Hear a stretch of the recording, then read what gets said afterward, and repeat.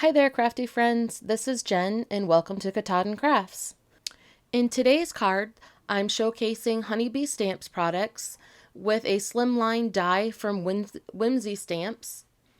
And first off, I took Lawn Fawn jet black ink and stamped my Honeybee Kitty images onto Nina White solar white cardstock. And then I got right down to my Copic coloring. I started out with the kitties. I wanted them all to be gray scaled. So I started with a C1 base on this cat, and I went in with a C4 to do the stripes, but I decided that that wasn't dark enough, so I decided to do a C7, so I went quite dark with the stripes. I do like the end result. And then I did some more shading with C1 and C4 to get to the kitty to the color that I wanted. And then I go in with the ears with C20 and C22 on this particular kitty. I changed up my coloring on the ears and the other one, and just a little dot for the nose, little pinkish nose. And then with my balloons, I wanted to do all nice bright colors with them. So in this first one, I started with RO2, and I left, as you can see, I left a little bit of a white spot on all of the balloons as I did it. Eventually I'm going to color over that, but I wanted visually to be able to see where I wanted my highlight to end up. And so I started that with my light shade, and then I went into an RO5 for my medium. And then for the darkest shade, I used an RO8 for that balloon. And as you can see, I just worked my way and made it look like it had some dimension with the shading. And I started now with my orange balloon. I used YR14 for my light. And then I used YR16 for the medium color. And then YR18 for my darkest. Again, trying to get some of that dimension with my shading and my highlights. And with the blue, I went with a very light blue, B00. And then my middle was B02. And then my darkest my darkest color was B06. And again, I'm just working up the coloring. I go back and forth with my colors until I get the shading that I like, and to make it nice and smooth. And when I got a little bit out of the line there, and so when I do that, I take my colorless blender and I just dot that a little bit, and it does take care of some of that pigment that comes out of the side, or some of that ink. And now for the purple, I go with BV01 for my light, and BV02 for my medium, and then BV04 for the darkest color in that. Again, just working the coloring back and forth to get it shaded and to get it nice and smooth looking. For the yellow, I started with Y00, and then for my medium, I did Y04, and then for the darkest color, I did Y08. I really do enjoy coloring. The Copic coloring is a lot of fun. I probably need to branch out and start using some of my other mediums. I do have some colored pencils and some watercolor pencils, but I definitely find Copic markers my go-to right now. And then I added some of the white Jelly Roll gel pen for highlights on the balloons. And then I started in with my butterfly, and it was the same colors that I used on the balloon, basically, the YRs, but a little bit of a lighter YR01 for the base, then YR18 and YR16 for just a little bit of dimension, a little bit of design on the butterfly. And then for the kitty, I used basically the same colors as I used on the first one, but I did shade this one a little bit. I didn't make this one a tiger cat. This one was more of a tuxedo kitty. So I used the C1 again for the base, and then I shaded from the outside in, and so my darkest shade that I ended up using on this was a C9, and then I used C6 and C5 and C3, and as you can see, I keep on changing them up, and then the C1 right down the middle. I just kind of keep working my way out from that darkest to the lightest to the middle to make it look like a tuxedo kitty. And for this one's ears, I used the R81. And then I started with the butterfly with the R81 as well. For my darker shade on the kitty ear, I'm going to use R85 and then go back in with R81. At the same time, I'm putting some details with R85, R83, and R89 into the butterfly. And now I'm starting in on my third cat. And again, I'm using the same colors as I did for the other tiger cat. The C1 for the base. I'm doing the stripes directly with C7 this time. And then I'm going to shade with C5 and C3 and go back over and smooth everything out with C1 again. And I actually like the way that these kitties have turned out for me. I love a little tiger cat. We have two cats in our house. One is pure black and one is a tuxedo kitty. The tuxedo kitty is our female, and she's just definitely not as friendly as our male cat. And then with the ears, you can see I went in with R81 and R85 again. And then on all three kitties, I did give a little bit of pink in their nose and on their cheeks just a little bit. And with this blue butterfly, I started with B02, and then I did some more details and shading with B06, B04, and B89. And now I'm using some glossy accents from Ranger.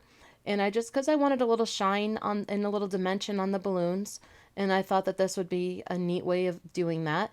So I outline all of the balloons first with the glossy accent, and it kind of gives you that little ridge. And then you can just go ahead and fill in with the rest of the glossy accent.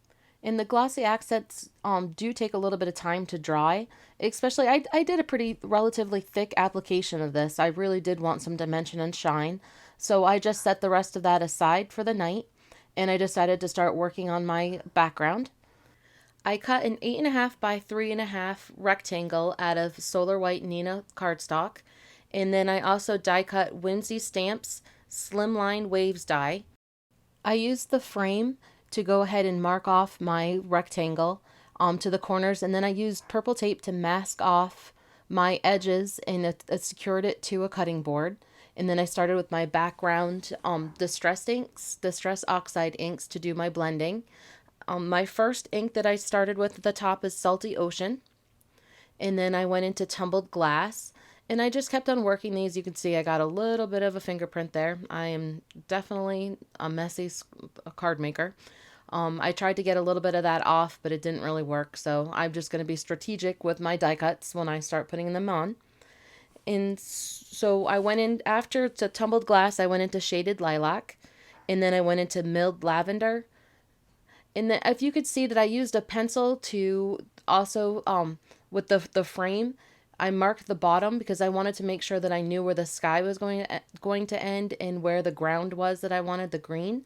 So I just kind of marked that last frame off with a pencil, just a light pencil mark. So when then I started, like, I knew where to put the cracked pistachio on, and I can kind of go down with that little curve and not have it go into the next section of that wave die.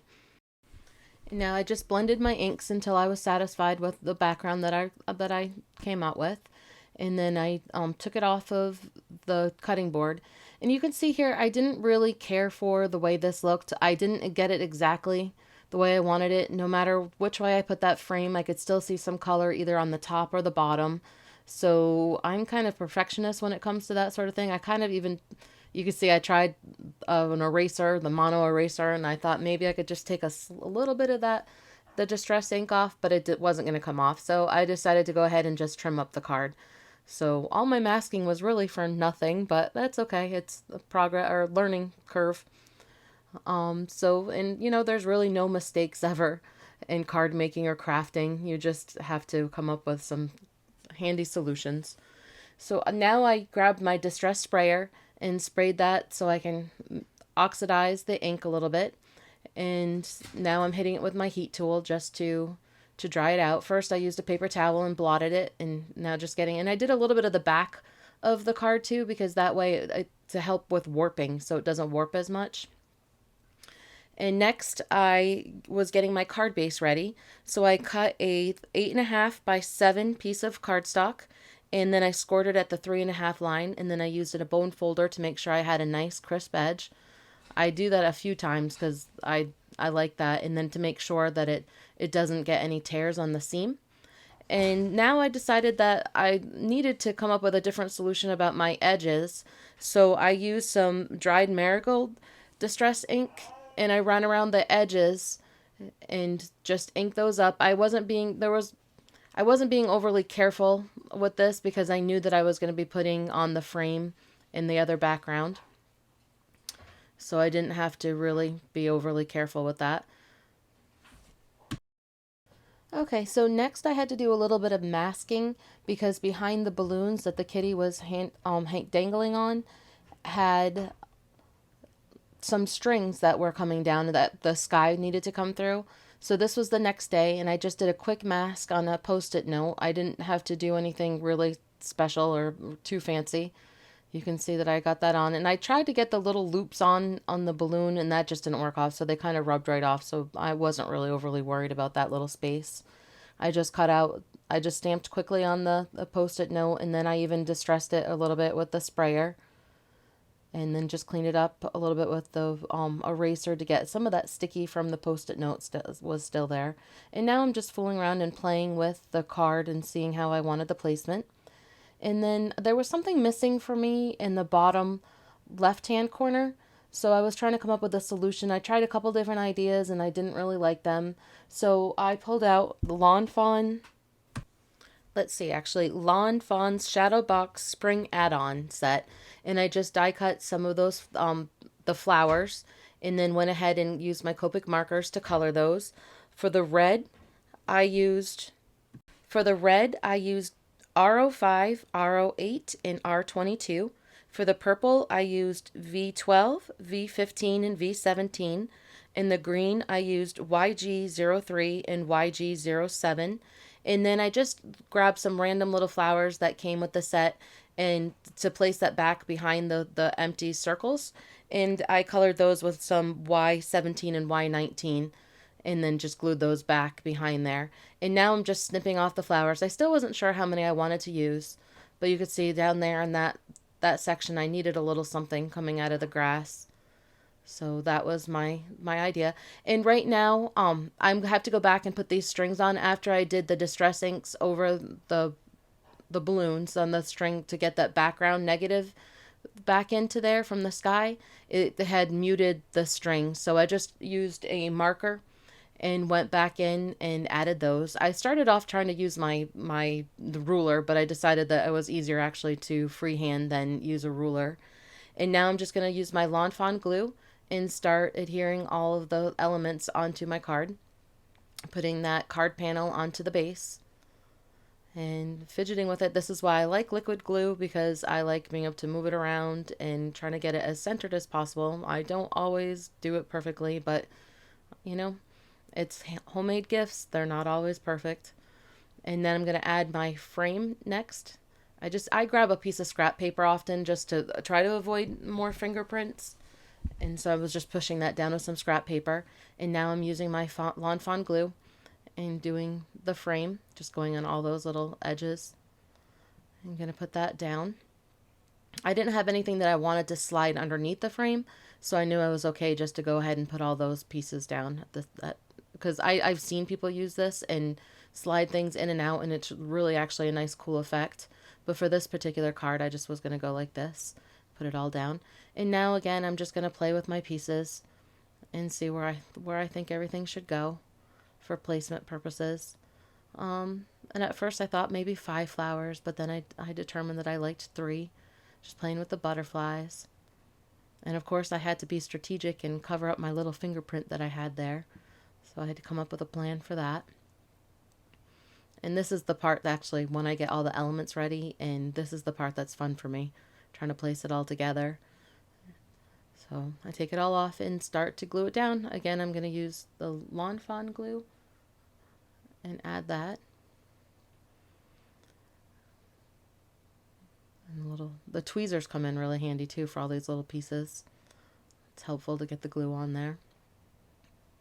I'll have all this stuff, of course, linked at the bottom of the project and written out on my blog for you.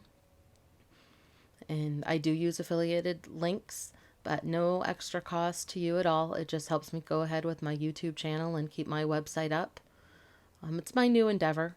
I hope everybody will, share and tell your friends. I'm trying really hard to come up with some nice instructional videos. If you have any comments or any ideas of what I could do next, anything that you'd like to see, I would certainly appreciate it. And I'm always up for constructive criticism if anybody wants to give me any tips. Now I'm using some foam dots so I can pop up the balloons and give that even more dimension, so lots of dimension on those balloons. We are finishing up our winter break here in Maine, and this is a big basketball week in the state of Maine. They do a huge tournament that all comes together, and today my niece's team actually won the Class D Division Girls Northern Maine Championship. So she will be going to the States next weekend, which I find totally cool. They've actually won it 2 years prior to this in a row, so this could be their third gold ball. So now I'm adding on my sentiment, and I stamped from Honeybee's Brilliant, Honeybee's Purrrfect sentiments, and that was Hang In There. And I had to add on some of those butterfly antenna back on, and I used a Copic Multiliner .05 pen. For the inside of my card, I used two different stamp sets from Honeybee, one being Brilliant Day that I used the My Friend, and the other was from their Journey set for I'll Be on Your Side Through This Journey. I thought that those were fitting. Hang in there, my friend, I'll be by your side through this journey. I thought that was a nice card to send to somebody that you know is having, a tough time. I'm just going to go back through and show you. This is the Shadow Box Card Spring add-on that I used the flowers from for Lawn Fawn. And then these are the sentiments that I used from Honeybee. There's the My Friend from the Brilliant Day. And there's the Purrrfect sentiment, Hang In There. And then this is their Journey set. I'll be by your side through this. You can see that those are the ones I used. I like piecing together different sets and sentiments. And that'll do for today, the Hang In There kitty card. Thank you very much for joining me, and if you haven't done so already, please subscribe and like, and please find me at Katahdin Crafts on Instagram and Facebook. And if you click on the bell at the bottom, you'll be notified of any new videos posted. And also, I do have a website, katahdinCrafts.com, where I do photographs and show you step-by-step instructions that are all written out. And again, that has the affiliated links listed below. So if you wanted to find any of these products that I used, you can use those links at no additional cost to you, but it really does help me out. Thanks again, everybody. I do really appreciate your support.